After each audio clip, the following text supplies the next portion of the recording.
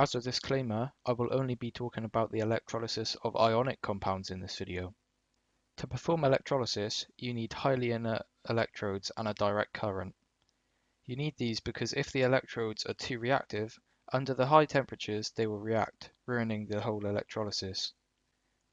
A direct current is required to maintain the position of each electrode. If it was alternating current, the anode and cathode would continuously change positions, meaning that ions would not be attracted to any particular electrode, resulting in no ionization of the electrolyte. Electrolysis of molten salts is simple. The metal always forms the positive ion, and the non-metal forms a negative ion. This means that the non-metal will form at the anode, and the metal will form at the cathode. In this example, sodium chloride is being electrolyzed, and therefore sodium is formed at the cathode and chlorine is formed at the anode. The electrolysis of aqueous salts, however, is more complicated.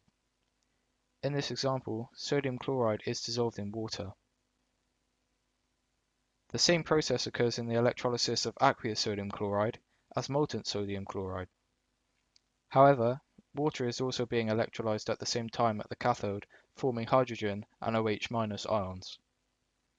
Because sodium is more reactive than hydrogen, the sodium that is formed instantly reacts with the OH- ions, forming sodium hydroxide, which is left in solution. The leftover hydrogen is then able to be collected. The chlorine is produced as usual at the anode. Electrolysis is used to extract elements more reactive than carbon. This is because elements less reactive than carbon can be extracted using thermal decomposition, which is much cheaper. An example of an element that is extracted using electrolysis is aluminium. I hope this brief introduction to electrolysis helped you. If you have any questions, feel free to ask them in the comments.